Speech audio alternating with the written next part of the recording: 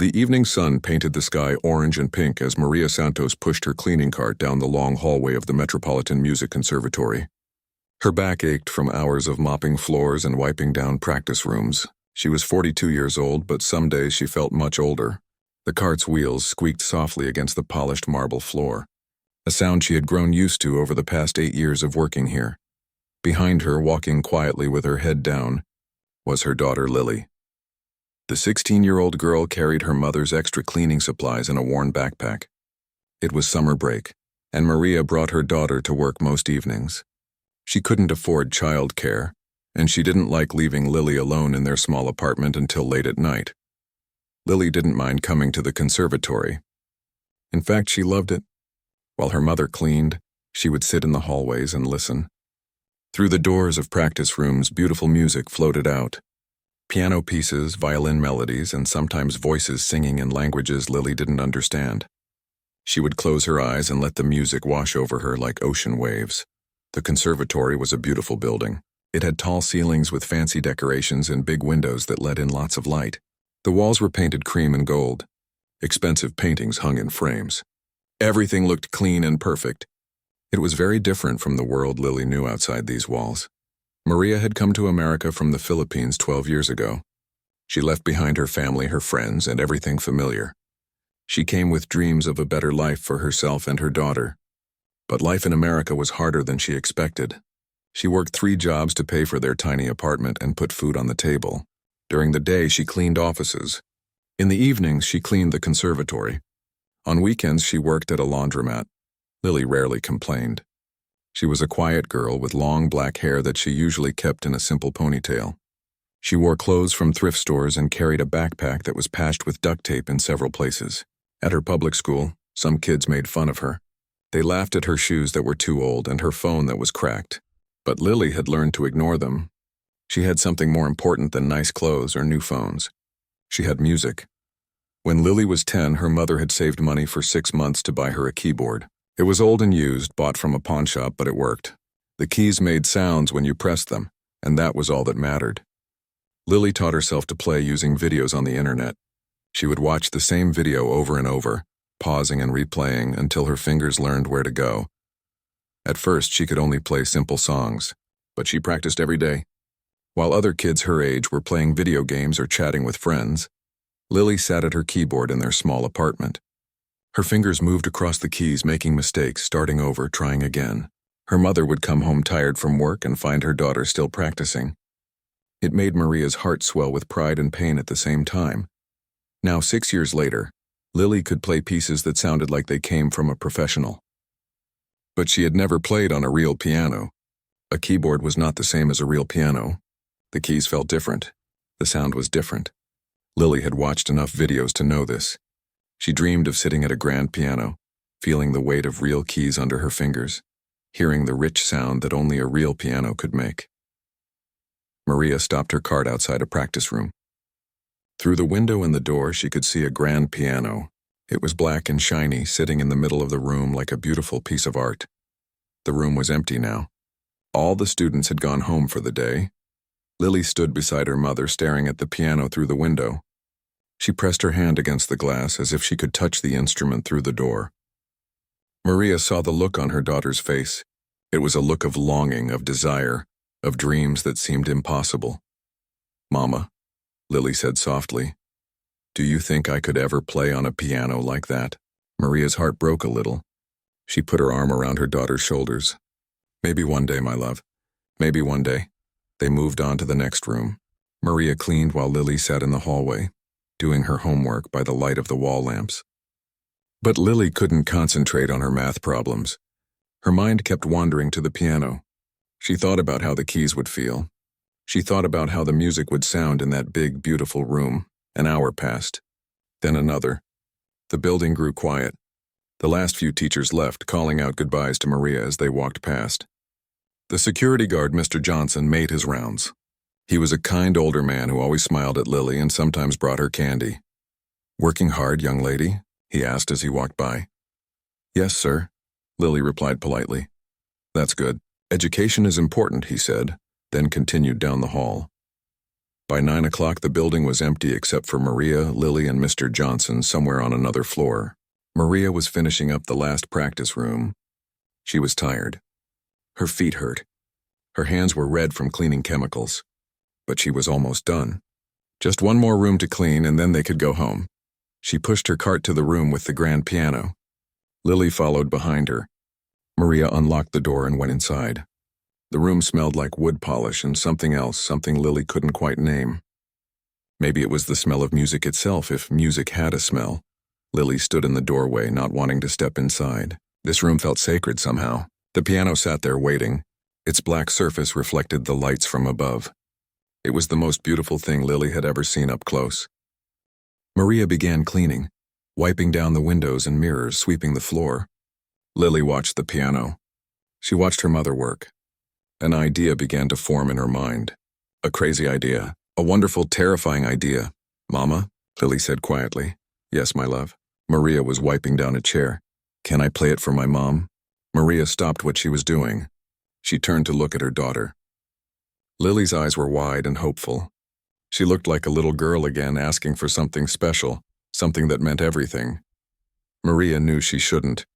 The instruments here were expensive. Students paid thousands of dollars to attend this school. Teachers would be upset if they knew the cleaning lady's daughter touched their precious piano. But Maria looked at her daughter's face and couldn't say no. "Just for a few minutes," Maria said. "And be very gentle." Lily's face lit up like the sun. She walked slowly toward the piano as if approaching something holy. She sat down carefully on the bench. It was the right height. She adjusted her position slightly. Then she lifted her hands and placed them over the keys. For a moment, she just sat there, frozen. This was it. This was the moment she had dreamed about for 6 years. Her heart was beating so fast she could hear it in her ears. Then she pressed down on the keys. The sound that came out was nothing like her keyboard at home. It was rich and full and beautiful. It filled the room like water filling a glass. Lily's breath caught in her throat. She pressed another key, then another. She began to play a scale, listening to each note carefully. Maria stopped cleaning. She stood still, watching her daughter. Lily closed her eyes. Her fingers found their way across the keys. She began to play a piece she had practiced 1,000 times on her old keyboard. It was Chopin's Nocturne in E-flat major. It was a piece about night and dreams and beauty.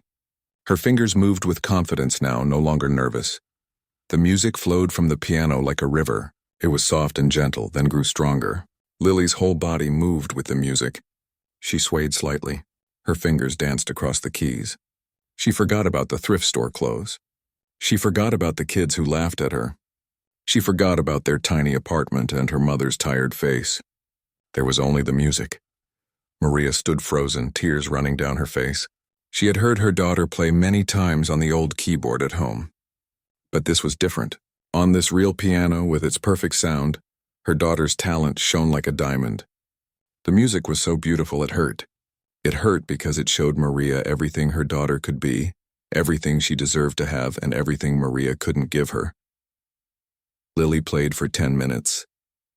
She moved from Chopin to another piece, something she had written herself. It was a simple melody, but it was hers. When she finished, she held her hands over the keys for a moment, not wanting to let go. Then slowly she lifted them and placed them in her lap. She turned to look at her mother. Maria was crying. "Mama, why are you crying? Did I do something wrong?" Maria rushed forward and hugged her daughter tight. "No, my love, no, you were perfect." "You were so perfect." They held each other for a moment. Then Maria gently pulled away. "We need to go now. It's getting late." Lily stood up from the bench. She looked back at the piano one more time, memorizing every detail. She didn't know when she would get another chance to play on a real piano. Maybe never. Maria quickly finished cleaning the room. They gathered their things and left, turning off the lights and locking the door behind them. They walked down the long hallway, past all the other practice rooms, past the portraits of famous musicians on the walls. What neither of them knew was that the entire building had security cameras. The cameras recorded everything all day and all night. They recorded students practicing. They recorded teachers giving lessons. And tonight, they had recorded a 16-year-old girl in thrift store clothes playing Chopin on a grand piano, while her mother cried and watched. Up in the security office, Mr. Johnson sat at his desk watching multiple screens. He had seen Maria let her daughter play the piano. He had turned up the volume on that camera and listened. He was no music expert, but even he could tell the girl was good. Really good, he smiled to himself. He wouldn't tell anyone. The cleaning lady worked hard. Her daughter seemed like a nice kid. What harm did it do to let her play for a few minutes? He went back to his rounds, thinking nothing more of it. But the next morning, things would change. The next morning, someone else would review the security footage, and that person would not keep quiet about what they saw. That person would find it funny. That person would share it with friends, and those friends would laugh and mock and spread the video far and wide. But tonight, as Maria and Lily rode the bus home through the dark city streets, they didn't know any of this was coming. Tonight, Lily felt happy. She had played on a real piano. She had asked her mother, "Can I play it for my mom?" And her mother had said yes. The memory of those keys under her fingers, the sound of that beautiful instrument would stay with her forever. Maria held her daughter's hand as they rode the bus. Lily rested her head on her mother's shoulder. Outside the window, the city lights blurred past. Inside, both of them felt peaceful. For just this moment, everything was perfect. They got off at their stop and walked 3 blocks to their apartment building. It was old and the paint was peeling. The stairs creaked. Their apartment was on the 3rd floor. It was small, just 2 rooms and a bathroom. But it was clean and it was theirs. Lily went straight to her keyboard. She wanted to play more to keep the feeling going. But when she pressed the keys, they sounded hollow and fake compared to the grand piano. She sighed and turned it off. "Go to sleep, my love," Maria said. "It's late." "Okay, Mama, thank you for letting me play tonight. It was the best thing ever." "You're welcome, my sweet girl. Now sleep." Lily got ready for bed. She lay down and closed her eyes. In her mind, she was still sitting at that grand piano. She was still playing. The music was still flowing from her fingers. She fell asleep with a smile on her face. In the other room, Maria sat at their small kitchen table. She looked at the bills that needed to be paid. She looked at her hands, rough and red from cleaning. She thought about her daughter's talent, trapped in their small world. She wished she could give her more. She wished she could pay for lessons, for a real piano, for a chance at the conservatory. But wishes didn't pay bills. Wishes didn't change reality. Maria was just a cleaning lady. Her daughter was just a poor girl with a gift and no way to use it. Tomorrow she would wake up and go to her day job.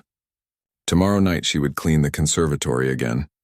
And life would go on the way it always did. Maria didn't know that tomorrow would be different. Tomorrow everything would change. But tonight she just felt tired. She turned off the lights and went to bed, never knowing that miles away a video was being saved, copied, and prepared to spread across the internet like wildfire. The next morning started like any other morning for Victoria Chen. She woke up in her large bedroom in her family's expensive house. Her room was bigger than some apartments. She had a walk-in closet full of designer clothes. Her bathroom had a marble counter and a huge mirror surrounded by lights. She was 18 years old and had never wanted for anything in her life. Victoria was a student at the Metropolitan Music Conservatory. She played the violin. She was good but not great. Her parents paid full tuition, which was very expensive. They also donated money to the conservatory every year. Victoria's uncle was on the board of directors. Because of this, Victoria felt like she owned the place. She felt like she was better than everyone else. She got dressed in expensive clothes and checked her appearance in the mirror. Perfect, as always. She grabbed her designer bag and went downstairs. Her mother had already left for her yoga class.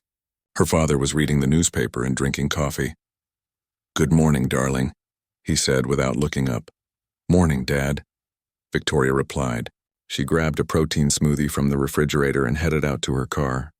It was a new car, a gift for her 18th birthday. She drove to the conservatory, listening to classical music on the expensive sound system.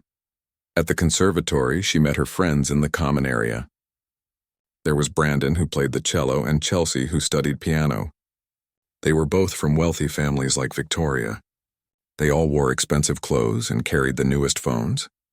They looked like they belonged in a fashion magazine, not a music school. "Did you see the security footage from last night?" Brandon asked, a smirk on his face. "What footage?" Victoria asked, sitting down beside him.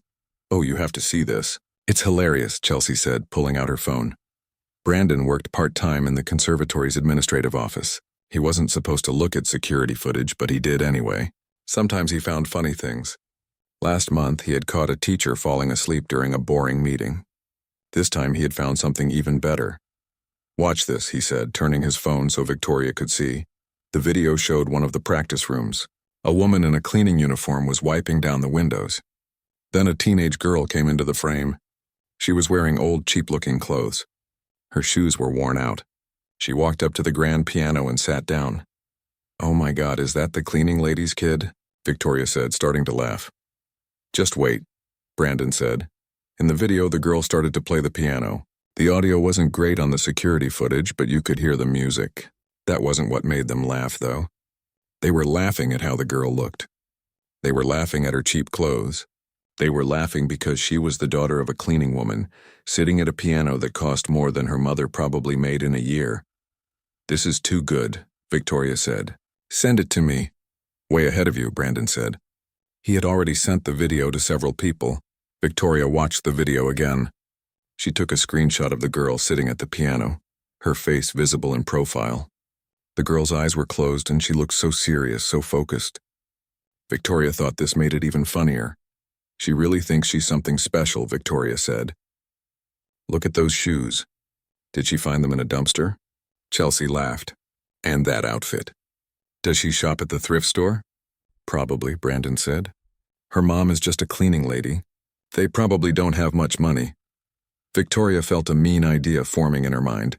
She loved social media. She had thousands of followers on her accounts. She posted pictures of herself at fancy restaurants, on vacations, at parties. People liked her posts.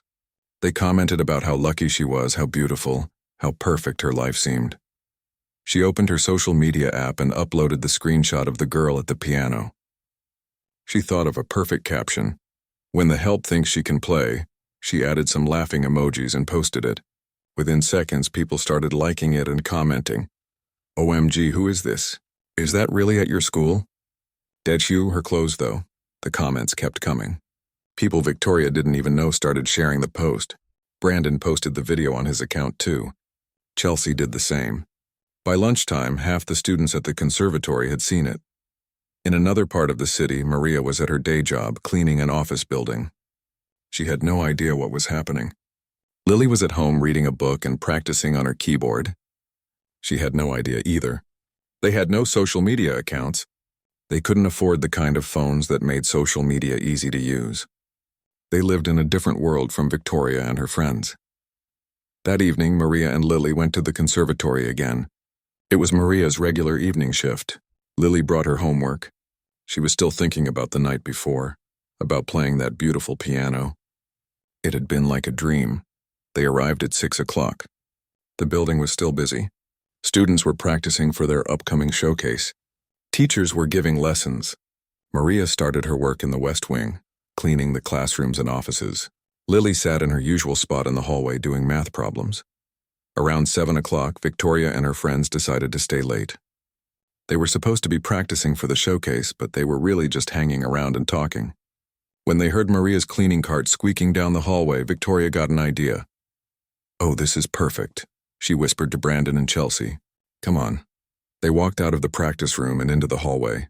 Maria was cleaning, her back bent, working hard as always. Lily was sitting on a bench about 20 feet away, her nose in a textbook. "Excuse me?" Victoria said loudly. Maria looked up. She saw 3 students standing there. They were young, beautiful, and looked expensive. She didn't know their names, but she had seen them around. She always tried to stay out of the students' way. "She was just here to clean." "Yes, miss," Maria said politely. "I just wanted to say," Victoria continued, a fake sweet smile on her face, "we really enjoyed your daughter's concert last night." Maria looked confused. "Concert? What concert?" Brandon laughed. "Yeah, she's very talented. We all saw the video." "Video?" Maria said. Her English was good, but sometimes she missed things. Chelsea held up her phone. "The security footage of your daughter playing the piano. It's everywhere."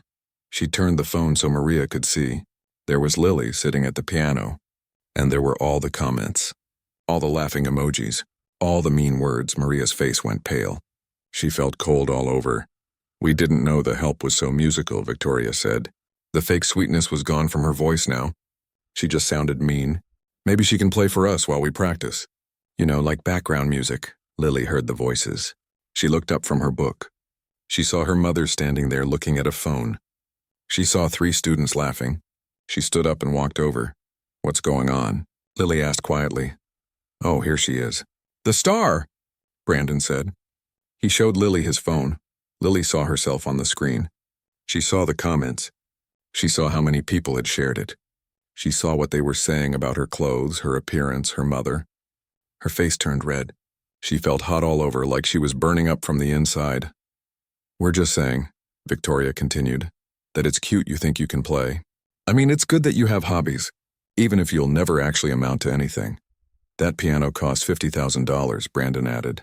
Your mom probably makes, what, $30,000 a year? You shouldn't touch things you can't afford. Chelsea laughed. Does playing piano come with the mop? Is that like a package deal? Maria wanted to say something. She wanted to defend her daughter.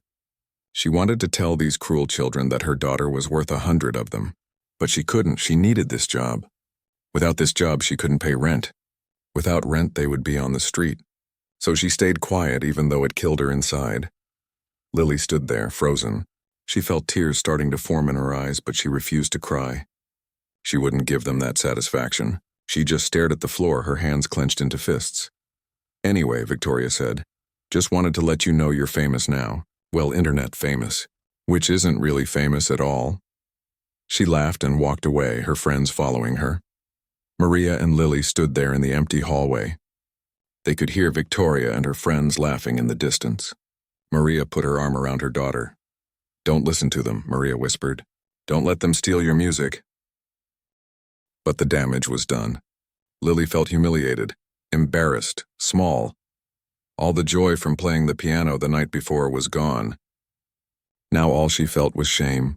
They continued with the evening. Maria cleaned. Lily sat and pretended to do homework, but she couldn't focus. Her mind kept going back to that video. All those people laughing at her. All those comments about how she looked, about her family, about her life. When they got home that night, Lily went straight to her room. She looked at her keyboard sitting in the corner. She used to love that keyboard. It was her most precious possession. But now when she looked at it, she just felt foolish. Who was she kidding? She was just a poor girl with a cheap keyboard. She would never be good enough. She would never belong in a place like the conservatory. She turned away from the keyboard and lay down on her bed. Finally, alone in the dark, she let herself cry. She cried quietly so her mother wouldn't hear. But Maria did hear. In the other room, Maria sat at the kitchen table, her head in her hands. She felt like she had failed her daughter. She had let her play that piano, and this was the result. Her daughter was humiliated on the internet for everyone to see. Over the next few days, the video spread further. It moved beyond just the conservatory. People in the local community saw it. Some people defended Lily. They said the comments were cruel and uncalled for. They said making fun of someone for being poor was wrong. But many more people just laughed and shared it and moved on. To them, it was just another funny video on the internet. They didn't think about the real person behind it. They didn't think about how their laughs and shares might hurt. At the conservatory, some teachers heard about the video. They were disappointed in their students for being so mean. But no one did anything about it. The director heard about it too, but since it happened after hours and didn't involve official conservatory business, he decided not to get involved. Victoria felt proud of herself. Her post had gotten thousands of likes. She gained more followers. People at school high-fived her in the hallways. She felt popular and powerful. She didn't think about Lily at all. To Victoria, Lily wasn't a real person with real feelings. She was just a joke, a funny story to tell. Brandon continued to show the video to anyone who would watch. He thought it was the funniest thing ever. How could someone so poor, so ordinary, think they could play like a real musician? It was ridiculous to him, Chelsea agreed. These people needed to know their place. The conservatory was for people like them, people with money and connections and privilege, not for the children of cleaning ladies. Meanwhile, Lily stopped practicing. Every time she looked at her keyboard, she felt sick. She had loved music more than anything. It was her escape, her joy, her dream, but now it just reminded her of humiliation. She covered the keyboard with a sheet and tried to forget about it. Maria noticed. She saw her daughter's sadness. She saw how Lily no longer played. She heard the silence in their apartment where music used to fill the air. It broke her heart into a million pieces. One night, about a week after the video spread, Maria tried to talk to Lily about it. "My love," she said gently, "I haven't heard you play." "I don't want to play anymore," Lily said. Her voice was flat, empty. "But you love music." "I was stupid to think I could be good at it. I'm not like those kids at the conservatory. I don't belong in that world. You are good at it. You're better than good. It doesn't matter, Mama. I don't have the money for lessons. I don't have the connections. I don't have the right clothes or the right background. I'm just the cleaning lady's daughter. That's all I'll ever be." Maria felt tears sliding down her cheeks. "Don't say that. You can be anything you want to be." "That's not true, Mama. And you know it." Lily went to her room and closed the door. Maria sat alone in the kitchen, feeling helpless. She wished she could protect her daughter from the world. She wished she could give her everything she deserved. But she was just one woman, working 3 jobs, trying her best. The video continued to circulate for another week. Then slowly people forgot about it. The internet moved on to the next thing. New videos, new jokes, new targets. For most people, the video of the cleaning lady's daughter was just a brief moment of entertainment, quickly forgotten. But for Lily, it wasn't forgotten. The shame stayed with her. The embarrassment lived in her chest like a heavy stone. She went through her days quietly, not playing music, not dreaming anymore. She just existed. Maria kept working. She kept cleaning the conservatory. But now when she saw Victoria or Brandon or Chelsea in the hallways, she felt anger burning in her stomach. She wanted to tell them what their cruelty had done. She wanted to make them understand. But she couldn't. So she just cleaned and stayed quiet. What none of them knew was that someone else had seen the video. Someone who understood what they were looking at. Someone who recognized real talent when he heard it. And that person was about to change everything. Professor David Chen was 53 years old. He had been teaching at the conservatory for 20 years. He was a renowned pianist who had performed all over the world. He had played in the greatest concert halls. He had recorded albums. He was respected and admired in the classical music world. He didn't spend much time on social media. He found it mostly silly and distracting. But one evening, another teacher mentioned the video to him. "Have you seen that video going around?" the teacher asked. "The one with the cleaning woman's daughter?" "No," Professor Chen said. "He wasn't interested in gossip. You should watch it. Not for the comments, those are terrible. But the girl can actually play." I was surprised. That evening, Professor Chen searched for the video. He found it easily. It had been shared hundreds of times. He watched it with the sound up, ignoring the caption and the comments. He watched the girl sit down at the piano. He watched her hands move across the keys. He listened carefully to the music. He watched the video again and again. Each time he noticed something new. The girl's technique was impressive for someone self-taught. Her interpretation of Chopin showed real musical understanding. But there was something else, something familiar about her playing style. Professor Chen sat back in his chair thinking. He had seen many students over the years. Some were technically perfect but emotionally empty. Others had passion but lacked skill. Rarely did he see someone who had both. This girl, this cleaning lady's daughter, had both. He noticed how she closed her eyes during certain emotional passages. He noticed the slight sway of her body. He noticed a particular way she phrased certain measures. It reminded him of something, but he couldn't quite place it. Then it hit him. He jumped up and went to his computer. He opened a website he visited frequently, a video platform where people shared music performances. There was an account he followed called Moonlight Pianist. This anonymous performer had been posting piano videos for about 2 years. The videos only showed the person's hands, never their face. The playing was extraordinary, so good that several professional musicians had commented and shared the videos. Professor Chen had watched every video on this channel. He even used some of them as examples in his classes, showing his students how to properly interpret certain pieces. He opened the channel now and watched a recent video. It was a Chopin nocturne, the same piece the girl had played in the security footage. He watched the hands in the video.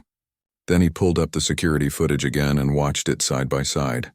The technique was the same. The interpretation was the same.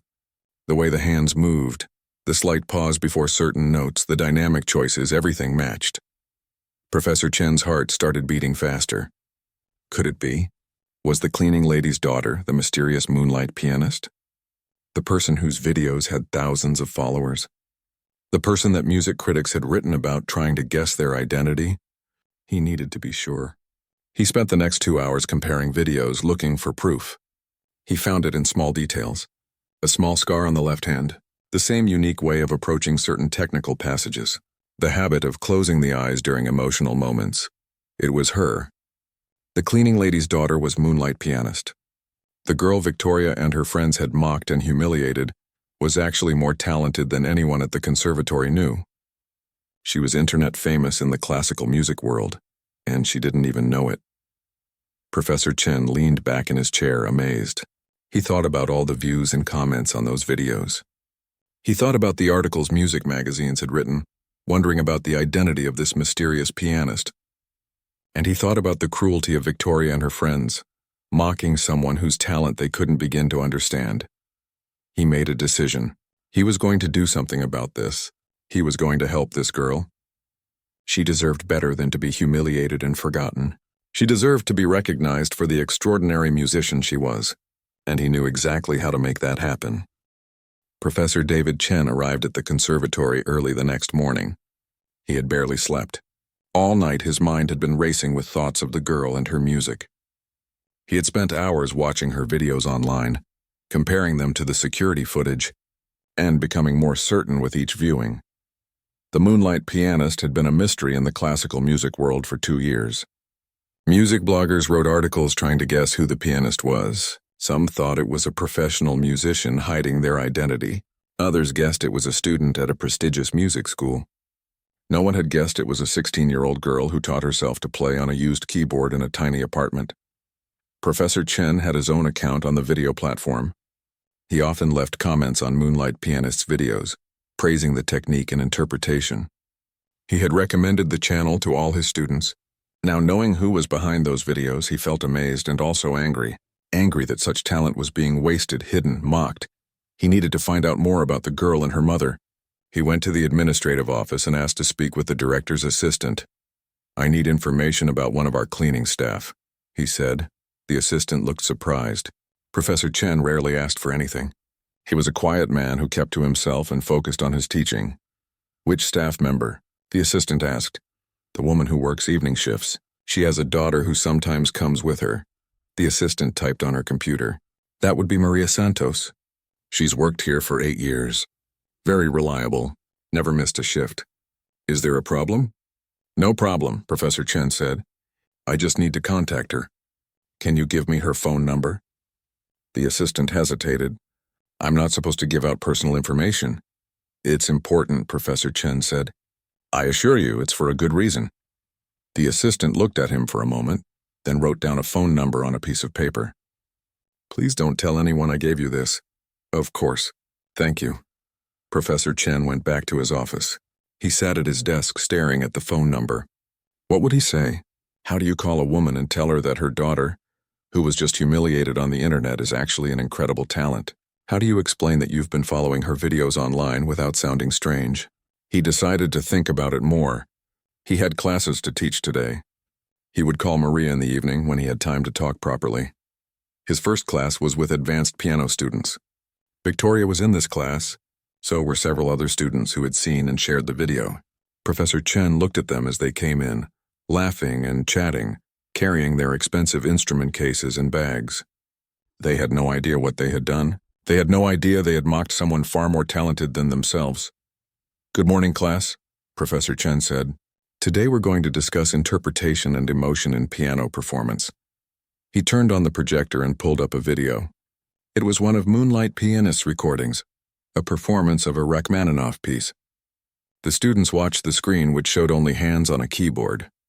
"This pianist has become quite popular online," Professor Chen said. "Listen carefully to the dynamics, the phrasing, the emotional depth." The music filled the room. It was beautiful, powerful, moving. The students watched in silence. When it ended, several of them started clapping. "That was amazing," one student said. "Who is it?" "The pianist's identity is unknown," Professor Chen said. "They post videos anonymously, but notice the technique. Notice how every note has purpose and meaning. This is what I want from all of you." Victoria raised her hand. "Professor Chen, do you think technique matters more than natural talent?" It was a loaded question. Victoria knew she had good technique because she had expensive teachers. But she lacked the natural gift that some people had. "Both matter," Professor Chen said. "But I've learned something in my many years of teaching. Technique can be taught. Passion cannot. You either feel the music in your soul or you don't." He looked directly at Victoria, and sometimes the most talented musicians come from the most unexpected places. Sometimes they don't have fancy teachers or expensive instruments. Sometimes they just have a gift and a determination to develop it, no matter the obstacles. Victoria shifted uncomfortably in her seat. She had a feeling Professor Chen was talking about something specific, but she wasn't sure what. The class continued. Professor Chen taught them about phrasing and dynamics. He showed them videos of great pianists. He talked about the difference between playing notes correctly and making music that touches people's hearts. When the class ended, the students filed out. Victoria stayed behind. "Professor Chen," she said, "I wanted to ask your opinion about something." "Yes? Have you seen that video going around? The one with the cleaning woman's daughter playing piano?" Professor Chen's face remained calm, but inside he felt his anger rising. "I have seen it. It's kind of funny, right? I mean, she thinks she can really play." "And what makes you think she can't really play?" Professor Chen asked quietly. Victoria laughed. "Well, she's just... I mean, look at her. She's nobody. She doesn't even go to a proper music school." "Victoria," Professor Chen said, his voice still quiet but with an edge to it. "Some of the greatest musicians in history came from poverty. They came from nothing. What matters is not where you start, but what you do with your gift." "I guess," Victoria said. She could tell Professor Chen was not pleased with her. "I just thought it was funny. That's all." "Cruelty is never funny," Professor Chen said. "You may go now." Victoria left feeling confused and a bit ashamed, though she wouldn't admit it to herself. Professor Chen sat in his empty classroom for a long time, thinking. He had taught many students over the years. Some became professional musicians. Many did not. But he had never encountered a situation quite like this. A hidden genius mocked by those less talented, trapped by circumstances beyond her control. That evening, when his last class finished, he went back to his office. It was 7 o'clock. Maria would be at work now, cleaning.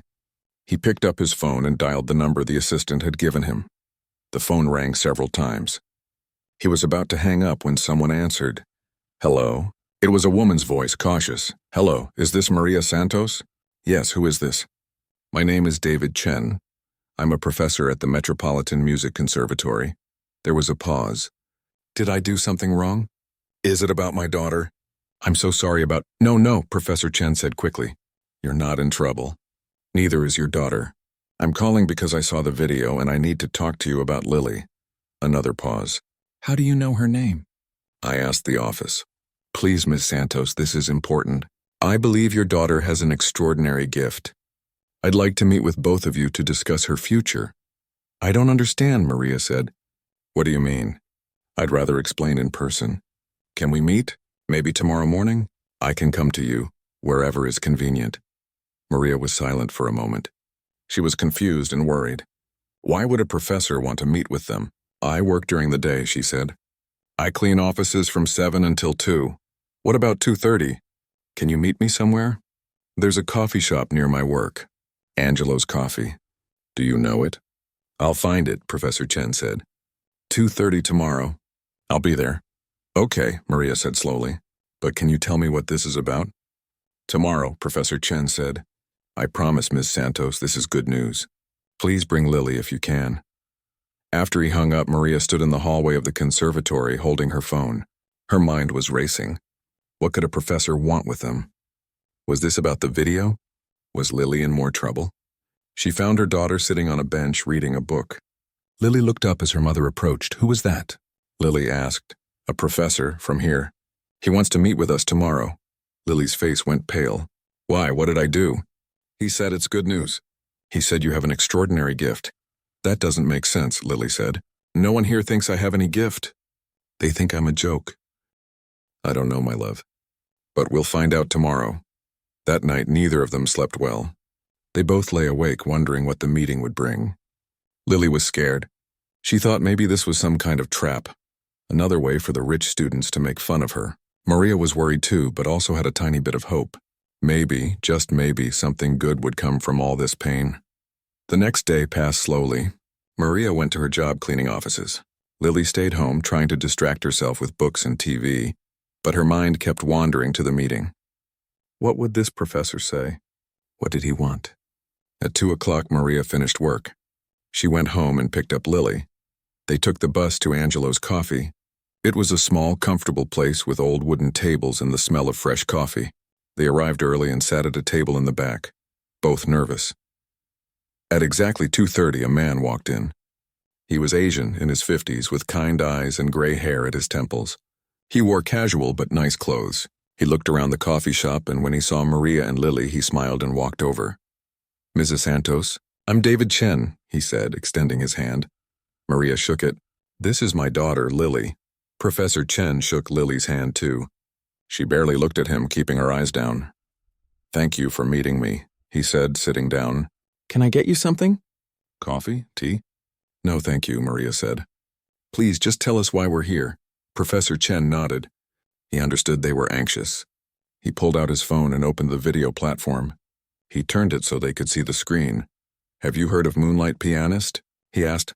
Both Maria and Lily looked confused. "No," Maria said. Professor Chen was surprised. "You don't know? Lily, you don't know about your own videos?" Lily's eyes went wide. "What? How do you know about—" She stopped, her face turning red. "Know about what?" Maria asked, looking at her daughter. Lily looked down at the table. I've been posting videos online. For about 2 years. I didn't tell you because I didn't think it mattered. I didn't think anyone really watched them." Professor Chen smiled gently. "Lily, you have over 400,000 followers. Your videos have millions of views. Classical music critics have written articles about you. Professional musicians comment on your videos. You're well known in the music world." Lily's mouth fell open. She looked at him like he was speaking another language. "That's impossible," she whispered. "It's not," Professor Chen said. He showed them the channel, scrolling through videos. Each one had thousands of views, hundreds of comments. "You're Moonlight Pianist. People have been trying to figure out who you are for 2 years." Maria stared at the screen, tears forming in her eyes. Her daughter, her quiet, humble daughter, was famous on the internet and didn't even know it. "But why?" Lily asked. "I just post videos of me practicing. I never thought anyone would care." "People care because you're talented," Professor Chen said. "Extraordinarily talented. When I saw the security footage of you playing at the conservatory, I recognized your style. I've watched all your videos. I use them in my classes." "You use my videos?" Lily could hardly believe it. "Yes, you have a gift, Lily, a rare, beautiful gift. And it's being wasted." "I don't understand what you want from us," Maria said. She was still cautious, still protecting her daughter. Professor Chen leaned forward. "I want to help. The conservatory has scholarships for talented students who can't afford tuition. I want to recommend Lily for a full scholarship. I want to give her proper training, access to real pianos, the chance to develop her gift." Maria and Lily looked at each other. This didn't seem real. Things like this didn't happen to people like them. "Why would you do this?" Maria asked. "Because it's the right thing to do," Professor Chen said simply. "Because talent like Lily's is rare and shouldn't be wasted. Because those students who mocked her were wrong and I want to prove it." "But everyone saw that video," Lily said quietly. "Everyone knows who I am. They'll make fun of me even more if I go there." "No," Professor Chen said firmly. "They won't. Not when they know who you really are." "Lily, I have an idea. The conservatory has its annual showcase concert in 2 weeks. It's a big event. Parents come. Donors come. Local music critics come. I want you to perform." "What?" Lily looked terrified. "I can't perform in front of all those people." "You can," Professor Chen said. "And here's the best part. I'll announce you as Moonlight Pianist. I'll reveal your identity for the first time. Everyone who mocked you, everyone who shared that video and laughed, they'll all be there. And they'll hear you play. Really play." Maria took her daughter's hand. "You don't have to do this, my love." "If you don't want to, I want to," Lily interrupted. She looked up, meeting Professor Chen's eyes for the first time. There was something new in her expression. Determination. I want to do it. Are you sure? Maria asked. Yes, Lily said. I'm tired of being ashamed. I'm tired of hiding. If Professor Chen thinks I'm good enough, then maybe I am. Maybe I've always been good enough and I just didn't know it. Professor Chen smiled. You're more than good enough, Lily. You're exceptional. But I won't lie to you. The next 2 weeks will be hard. We'll need to practice every day. I'll need to train you, refine your technique, prepare you for performing in front of a live audience. It's very different from recording videos. I can do it, Lily said. The fear was still there, but so was hope. For the first time since the humiliation, she felt like maybe there was a reason to hope. There's one more thing, Professor Chen said. We should keep this quiet. Don't tell anyone about the plan. Let it be a surprise. On the night of the showcase, no one will know what's coming. What about my work? Maria asked. I still have to clean the conservatory in the evenings. Bring Lily with you like you always do, Professor Chen said.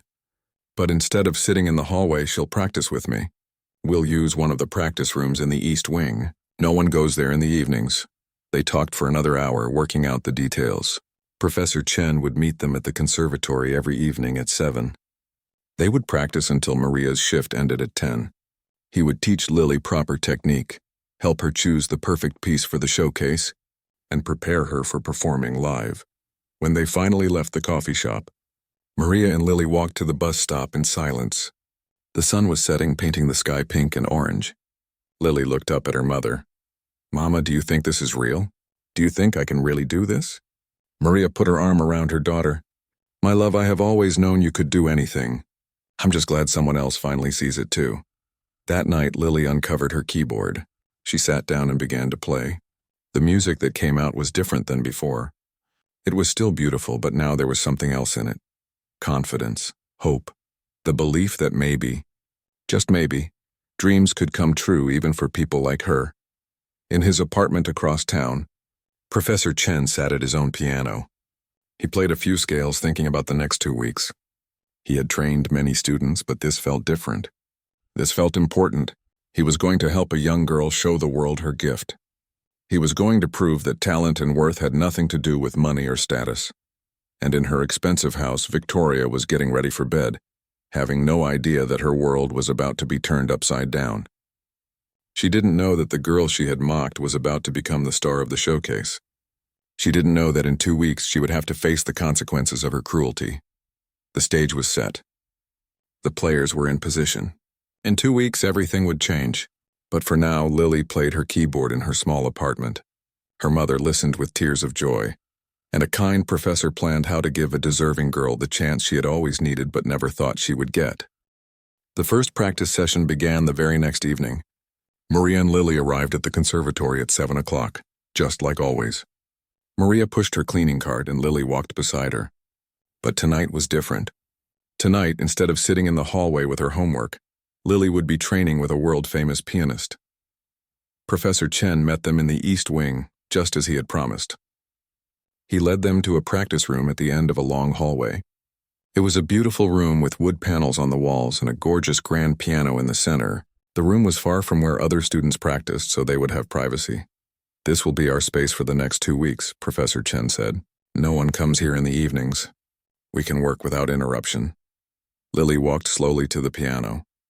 Her hands were shaking. She had played on a grand piano only once before. That night that started all the trouble.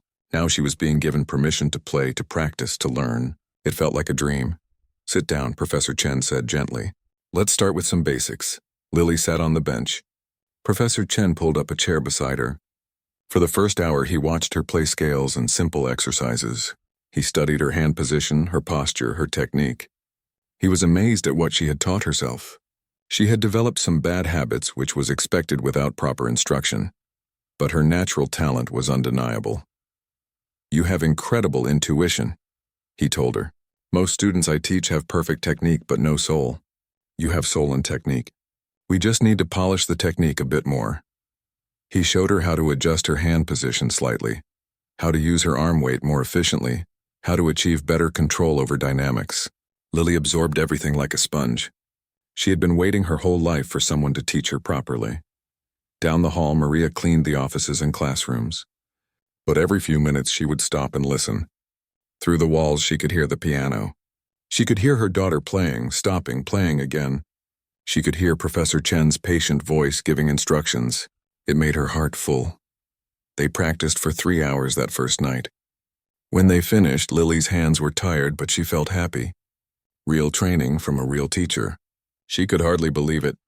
"Tomorrow we'll work on your showcase piece," Professor Chen said. "I think you should play Rachmaninoff's Piano Concerto No. 2, the first movement. It's challenging, but I believe you can do it." "That's a very difficult piece," Lily said. "I've tried to play it on my keyboard, but I've never played it all the way through on a real piano." "We have 2 weeks," Professor Chen said. "That's enough time. I've seen your videos. I know you can do this." Over the next few days, they fell into a routine. Every evening, Maria and Lily arrived at the conservatory. Maria cleaned while Lily practiced. Professor Chen was always there, patient and encouraging. He pushed Lily hard, but never made her feel bad when she made mistakes. The Rachmaninoff piece was indeed difficult. It required technical skill, emotional depth, and physical stamina. There were moments when Lily wanted to give up, when she thought it was too hard, when she thought she wasn't good enough. But Professor Chen never let her quit. "You are good enough," he would say. "You just need to believe it." On the third night, Professor Chen brought something for Lily. It was a dress. Not a fancy, expensive dress, but a simple, elegant black dress appropriate for a concert performance. "You'll need something to wear for the showcase," he said. Handing her a bag, Lily opened it and saw the dress. Tears filled her eyes. "Professor Chen, I can't accept this." "Yes, you can," he said firmly. "Every performer needs the right outfit. This is part of your training." Maria watched this exchange with emotion. This man, this stranger, was showing her daughter more kindness than anyone else ever had. He believed in Lily when no one else did. He was giving her a chance when the world had told her she would never have one. "Thank you," Maria said quietly. "Thank you for everything," Professor Chen smiled. "Don't thank me yet. Wait until after the showcase." By the end of the first week, Lily could play the Rachmaninoff piece all the way through. It wasn't perfect yet, but it was good. Very good. Professor Chen was impressed with her progress. She learned faster than any student he had ever taught. "You have the advantage of passion," he told her. "You love this music. It's not just notes on a page to you. It's everything. That makes all the difference." During the days, Lily practiced at home on her keyboard. She played the piece over and over until her mother had to tell her to take breaks. At night, she dreamed about the showcase. Sometimes the dreams were good, where she played perfectly and everyone applauded. Sometimes they were nightmares where she messed up and everyone laughed. At the conservatory, life went on as usual. Victoria and her friends attended classes and practiced for the showcase. They would all be performing too. Victoria was playing a Mozart violin concerto. Brandon was playing a Dvorak cello piece. Chelsea was playing a Beethoven piano sonata. They were confident and relaxed.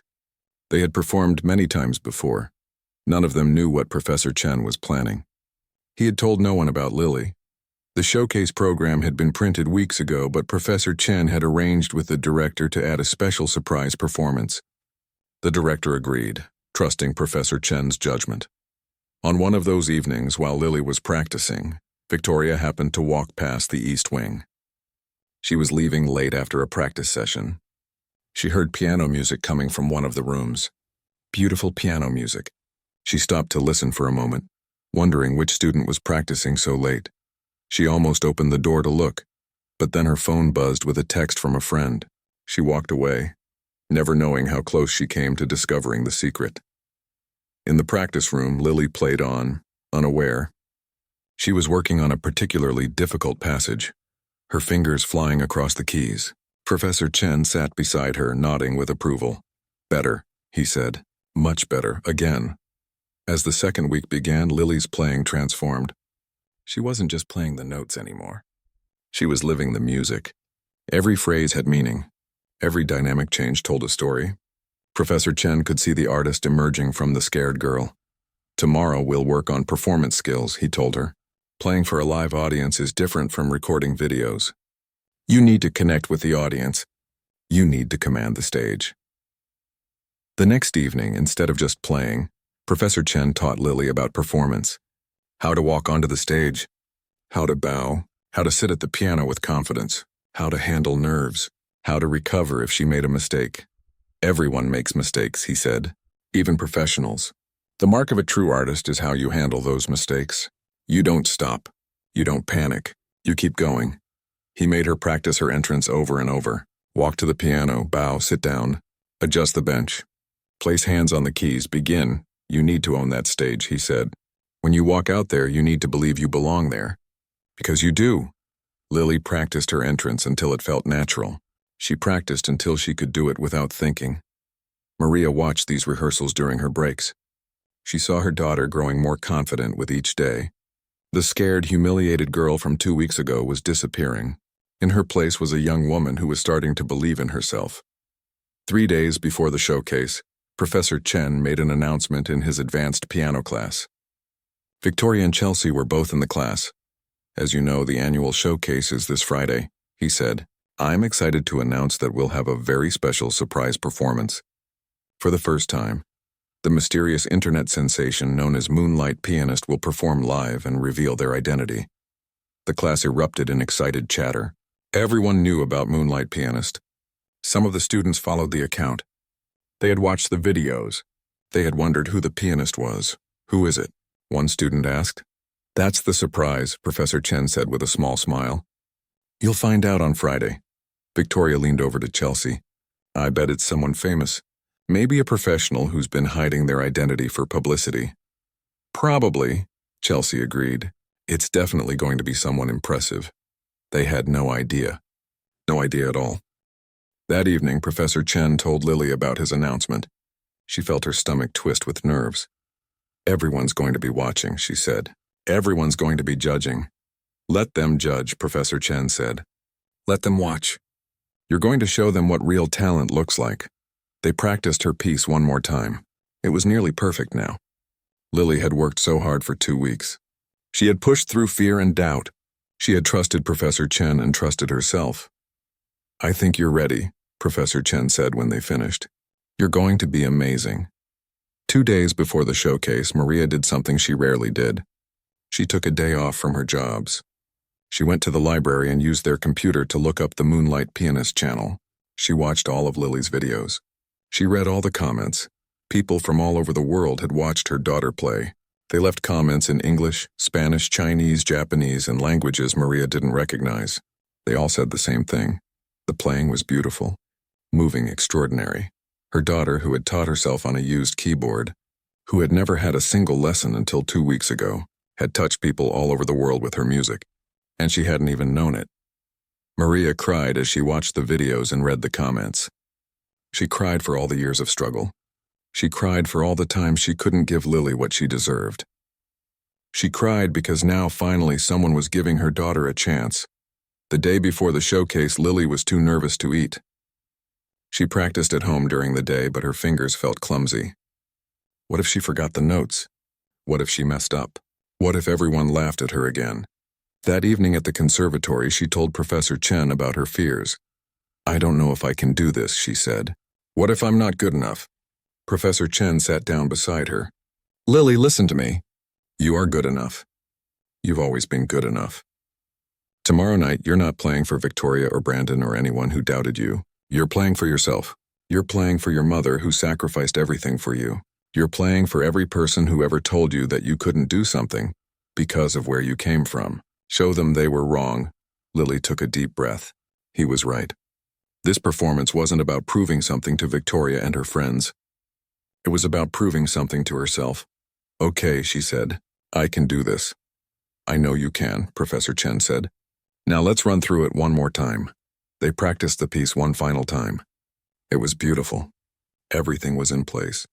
The technique was solid. The emotion was there. Lily was ready. When they finished, Professor Chen stood up. That's it. No more practice. Tonight, go home and rest. Tomorrow, you'll make history. Maria finished her cleaning shift and she and Lily went home. On the bus, Lily was quiet, lost in thought. Maria held her hand. Are you scared? Maria asked. Yes, Lily admitted. But I'm also excited. Does that make sense? Perfect sense, Maria said. That's how you know something is important.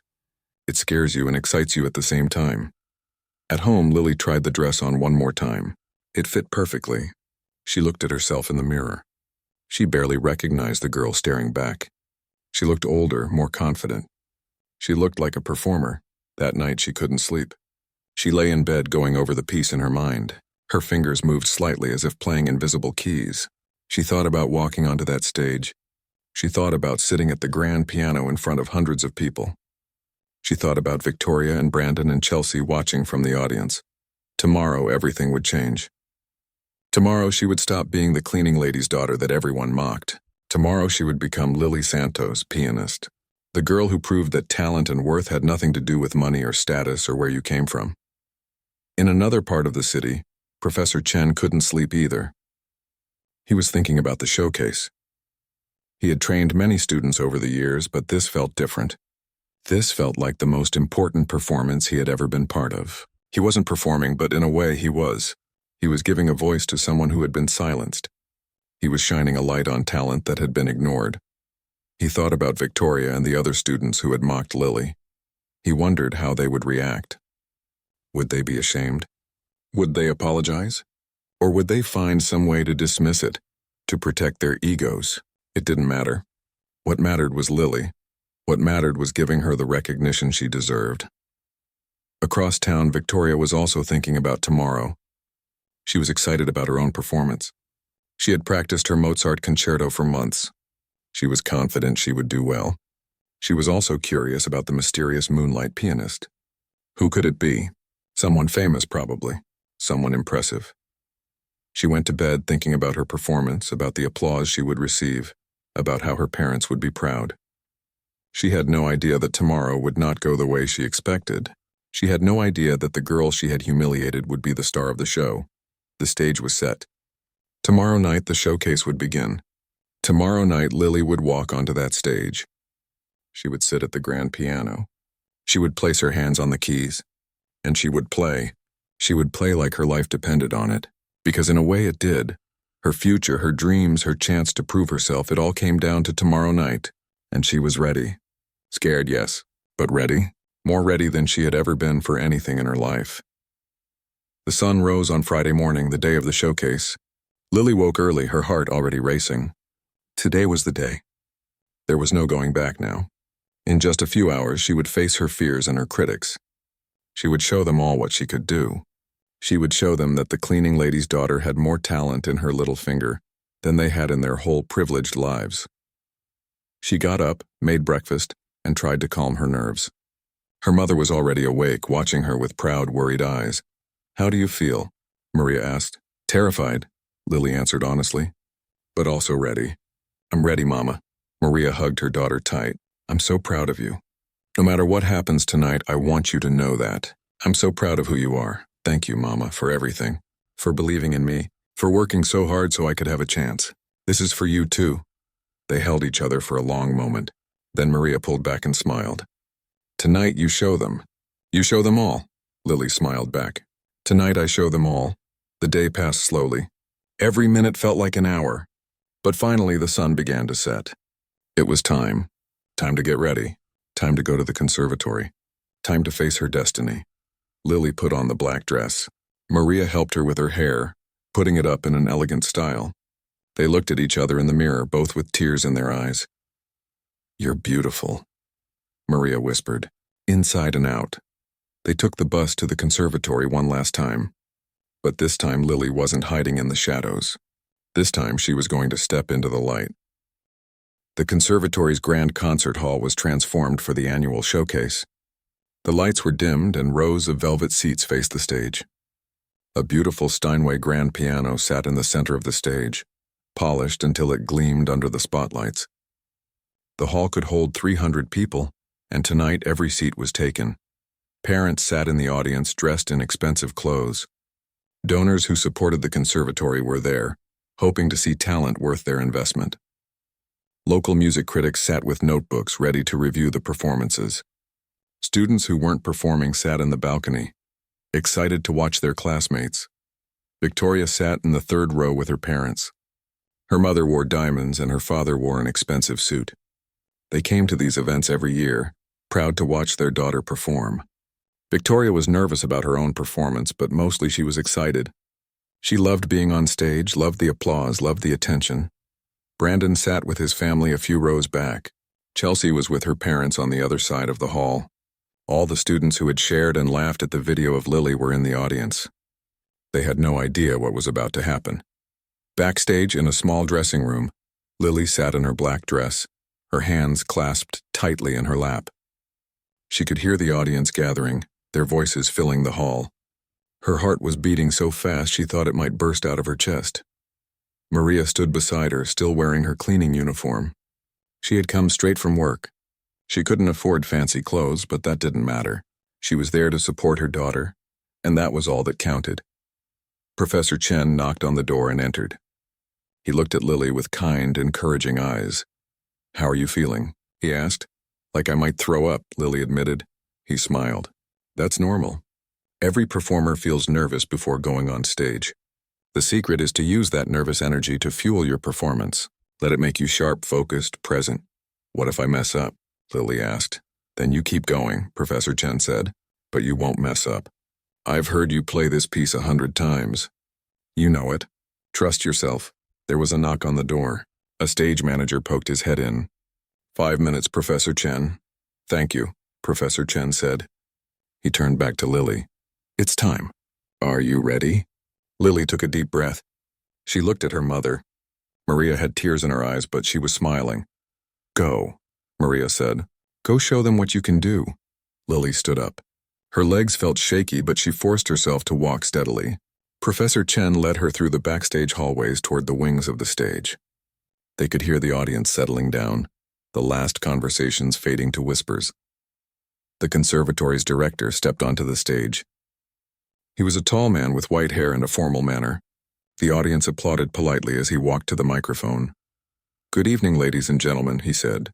"Welcome to the Metropolitan Music Conservatory's annual showcase. We have a wonderful program for you tonight, featuring our most talented students." He went on to talk about the conservatory, about the importance of music education, about the generous donors. Lily barely heard him. She stood in the wings, hidden from the audience, trying to calm her breathing. The first performance began. A violinist played a Bach partita. Lily listened, trying to focus on the music instead of her nerves. The violinist was good, technical, and precise.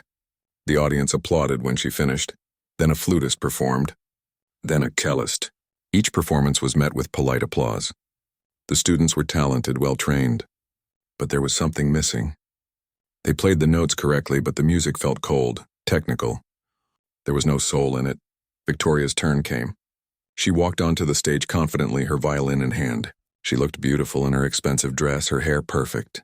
She bowed to the audience, and they applauded. She began to play her Mozart concerto. She played well. Her technique was solid, her intonation accurate. But the performance felt empty. It was correct, but it wasn't moving. When she finished, the audience applauded enthusiastically. Her parents beamed with pride. Victoria bowed and walked off stage, satisfied with her performance. Several more students performed. The program moved along smoothly. The audience was having a nice evening, but nothing had been exceptional. Nothing had been memorable. Then Professor Chen walked onto the stage. The audience straightened up with interest. Professor Chen was famous. He rarely performed anymore, preferring to teach. What was he doing on stage? "Good evening," he said into the microphone. "I hope you're enjoying tonight's performances. Our students have worked very hard, and they've all done wonderfully." The audience applauded. "However," Professor Chen continued, "we have a special surprise for you tonight. A performance that is not in your program. Some of you may be familiar with an online phenomenon known as Moonlight Pianist." A buzz went through the audience. People leaned forward with interest. In the third row, Victoria whispered to her mother, "I wonder who it is." For 2 years, Professor Chen continued, this mysterious pianist has been posting videos online. The performances have gained millions of views. Music critics have praised the technical skill and emotional depth. Professional musicians have wondered about the identity of this talented performer. He paused, letting the anticipation build. Tonight, for the first time, Moonlight Pianist will perform live and reveal their identity. The audience erupted in excited chatter. Everyone was talking at once. Who could it be? Was it someone famous? A professional musician? "Before I bring out our performer," Professor Chen said, "I want to tell you a story. A few weeks ago, a video went viral on social media. It showed a young girl playing piano. Many people shared this video. Many people mocked this girl. They laughed at her clothes, her appearance, her background. They judged her without knowing anything about her. The audience grew quiet. Some people shifted uncomfortably in their seats. Victoria felt her stomach drop. Was he talking about?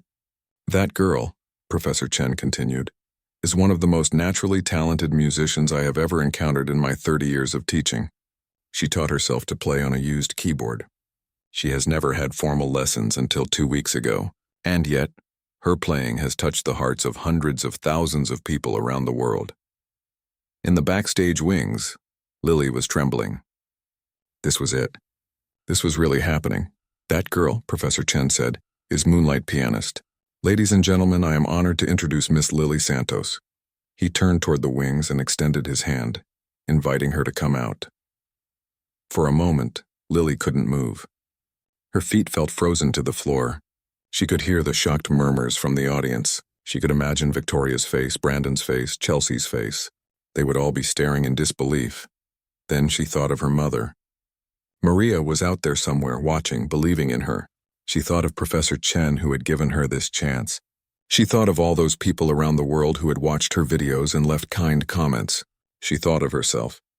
That little girl who had begged her mother for a keyboard, who had practiced for hours every day, who had dared to dream. She took a breath and stepped onto the stage. The lights were bright, almost blinding. The audience was a dark mass of faces. She walked slowly to the piano just as Professor Chen had taught her. Walk, don't rush. Own the stage. You belong here. She reached the piano and turned to bow to the audience. The movement felt automatic, practiced. When she straightened up, she saw faces she recognized. There in the third row was Victoria, her mouth hanging open in shock. Behind her, Brandon looked stunned. Chelsea's face was pale, but Lily didn't look at them. She looked past them to the back of the hall.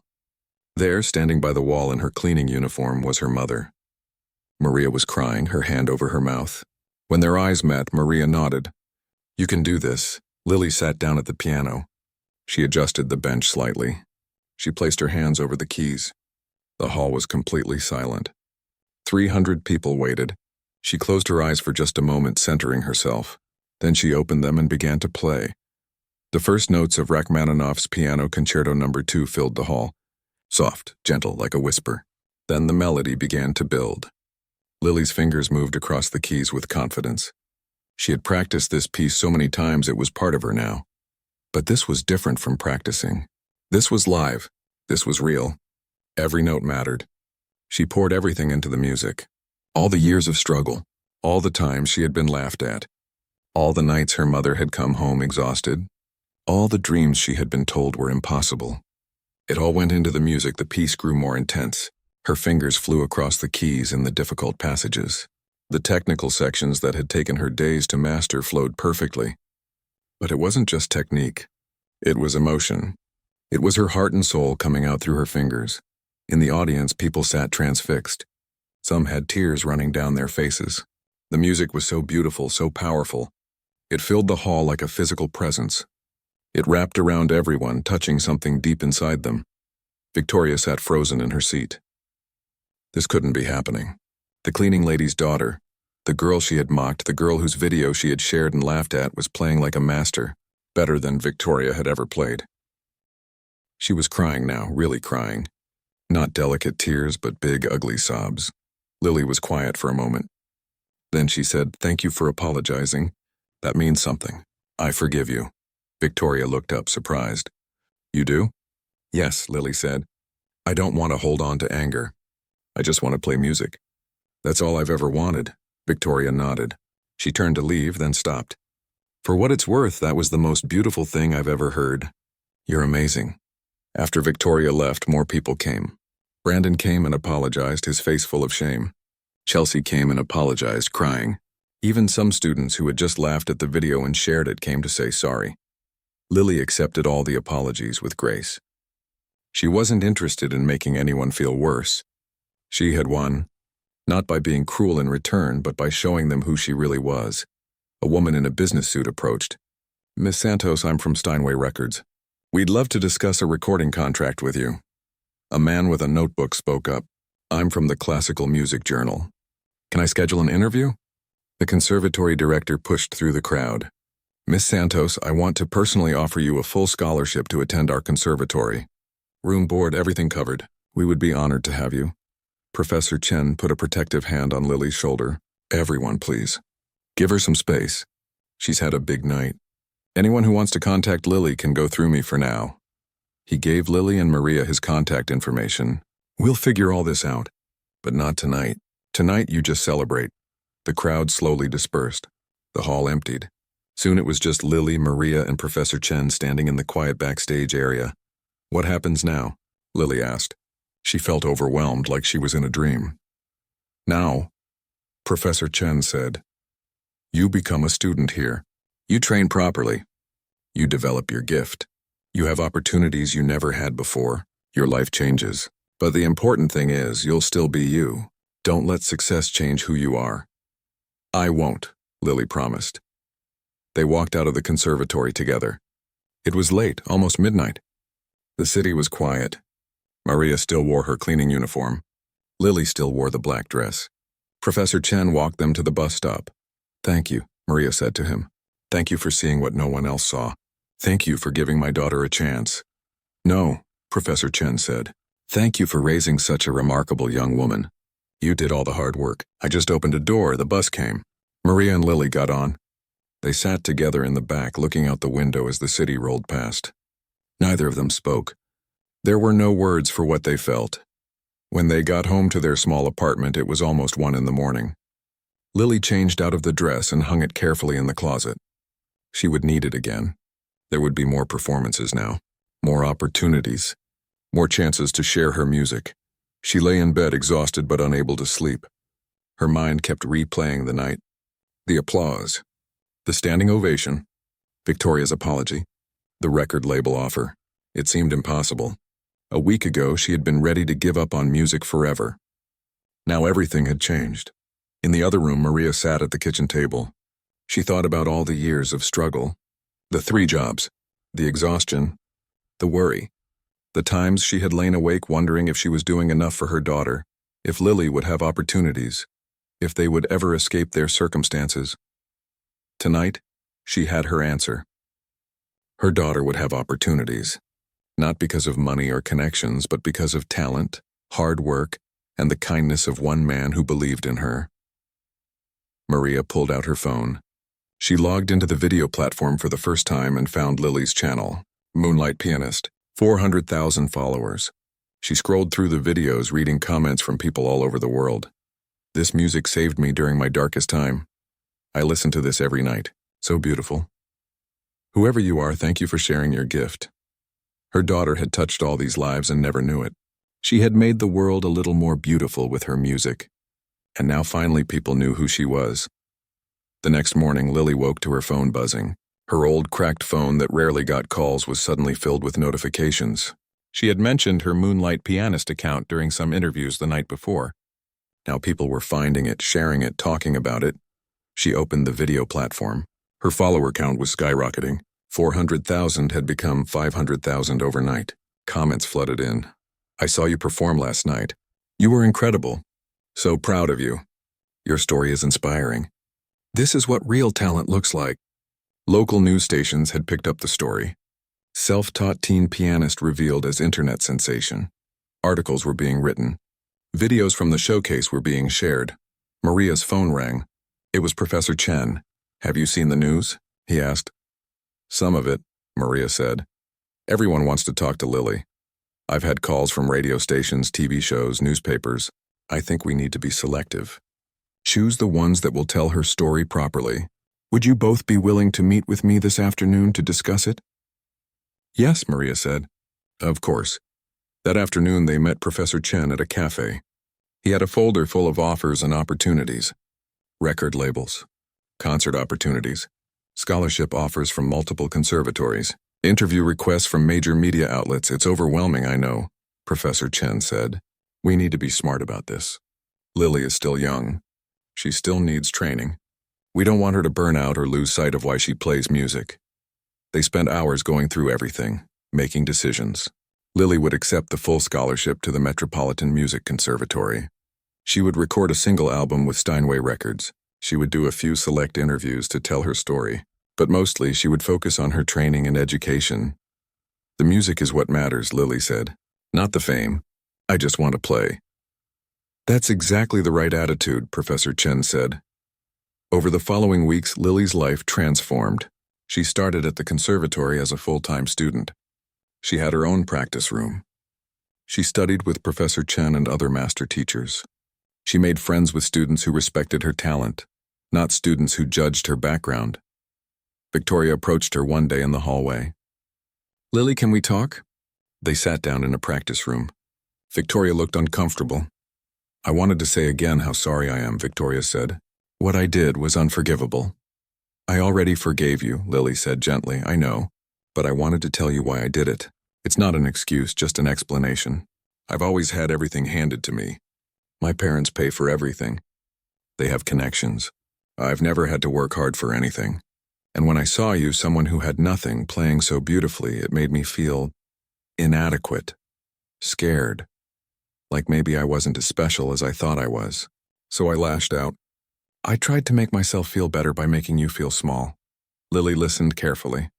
"I understand," she said, "and I appreciate you telling me this. But Victoria, you don't have to compete with me. There's room for everyone to make music. Your journey is different from mine, but that doesn't make it less valid." Victoria nodded, tears in her eyes again. "You're nicer than I deserve." "Thank you." They didn't become close friends, but they developed a mutual respect.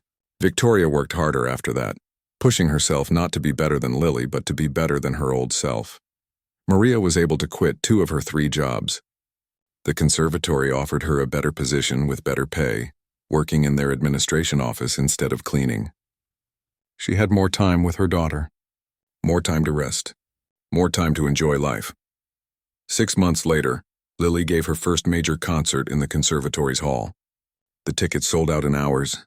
People came from all over the city to hear her play. Maria sat in the front row wearing a new dress she had bought for the occasion. She wasn't in her cleaning uniform anymore. She was just a proud mother watching her daughter shine. Professor Chen sat beside her. "You raised an extraordinary young woman," he said. "We were lucky," Maria said. "Lucky that you saw her. Lucky that you gave her a chance." "Luck had nothing to do with it," Professor Chen said. "Lily's talent speaks for itself. I just helped amplify it." Lily walked onto the stage to thunderous applause. She bowed, sat at the piano, and began to play. The music filled the hall, beautiful and moving. In the audience, people closed their eyes and let the music wash over them. This was what Lily had dreamed of. Not the fame or recognition, but the ability to share her music with people, to touch their hearts, to make their lives a little more beautiful. When the concert ended, she stood and bowed to a standing ovation. She looked out at the audience and saw her mother crying happy tears. She saw Professor Chen applauding proudly. She saw students and teachers and strangers who had come just to hear her play.